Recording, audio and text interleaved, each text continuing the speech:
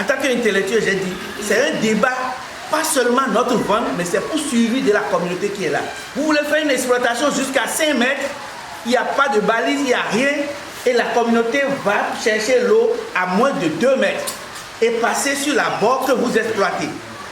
Ça, c'est un problème de conscience. Dogba est en danger. Vous vous posez la question certainement de savoir ce que c'est. Dogba est en réalité une source d'eau sacrée située dans l'arrondissement de Kokoumounou, dans la commune d'Ifoni. Une richesse culturelle actuellement menacée de destruction.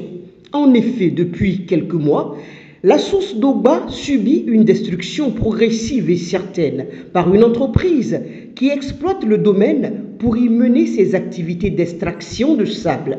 L'environnement et le patrimoine culturel de Kodogba sont détruits. L'ONG Grab Bénin, qui lutte pour la sauvegarde de l'environnement, s'est penchée sur cette situation après avoir été saisie par les sages du village, très furieux et prêts à en découdre avec l'entreprise exploitante. Les études ont montré que 10% de la biodiversité disparaît au fur et à mesure que nous évoluons.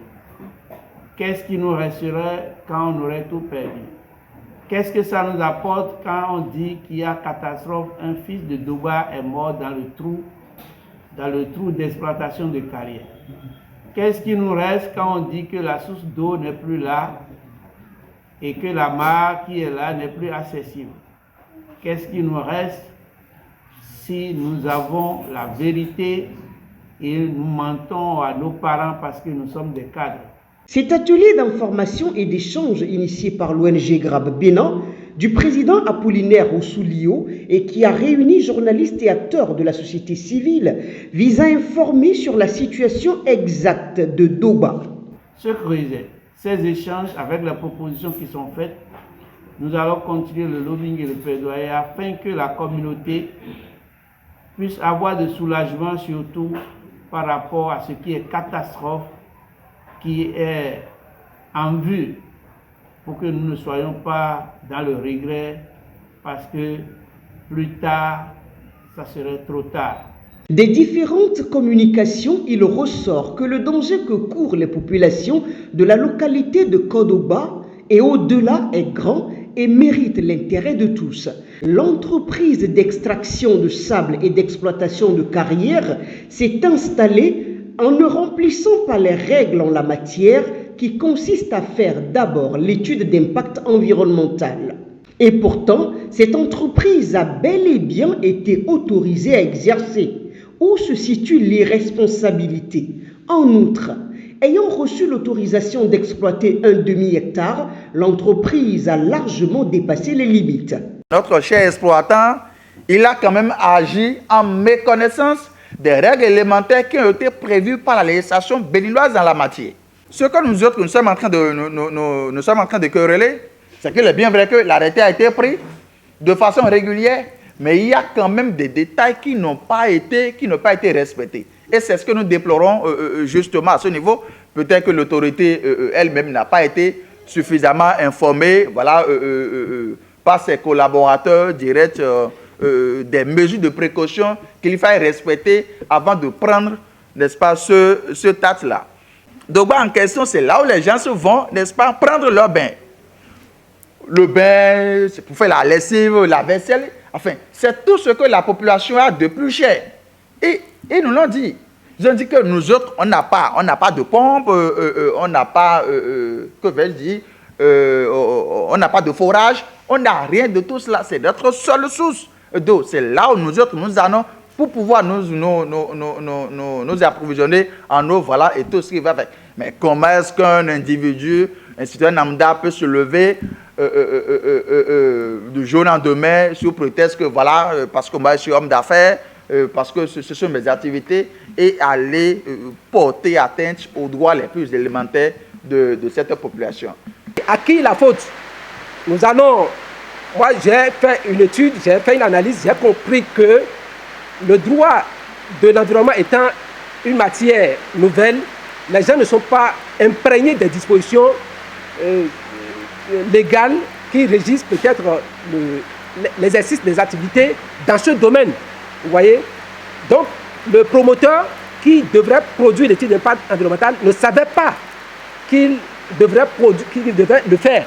L'autorité aussi, peut-être, ça a échappé, l'autorité. Donc, à qui la faute? Moi, je ne donne la faute à personne.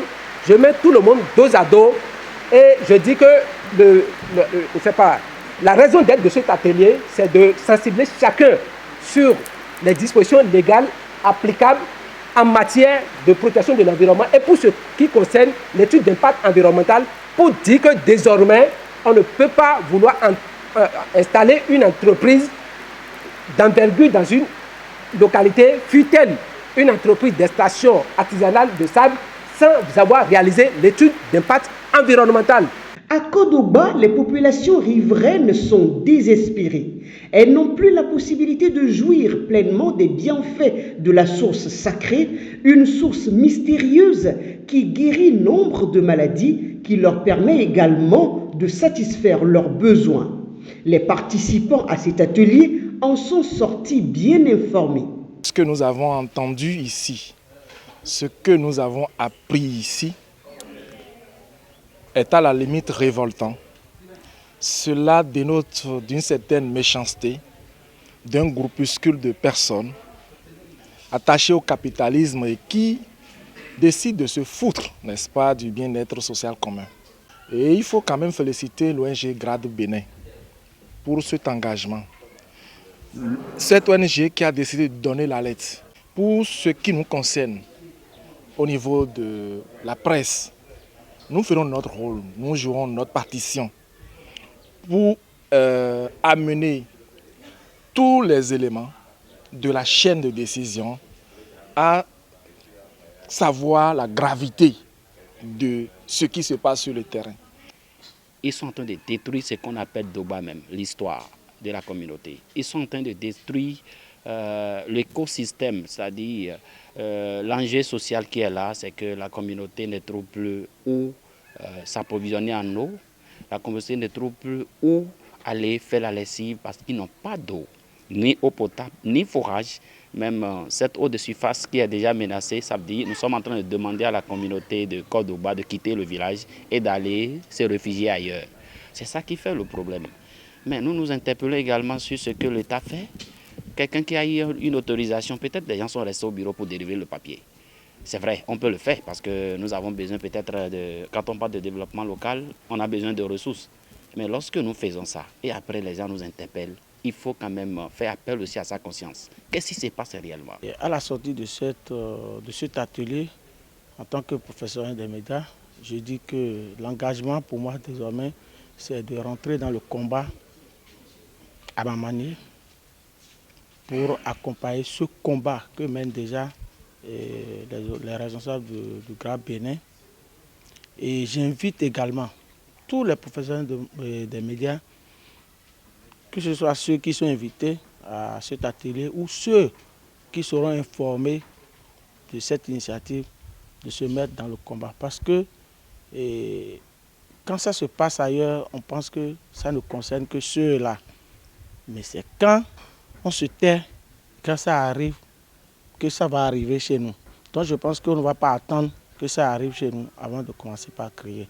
Donc nous allons nous mettre dans le combat avec GRAD Bénin pour que la situation, on puisse mettre fin à cette situation qui règne dans le village de Doba. Sauvons Doba, c'est une alerte de l'ONG GRAD Bénin, lancée pour secourir les populations de Kodoba et sauver ce qui peut l'être encore de cette source aux multiples vertus.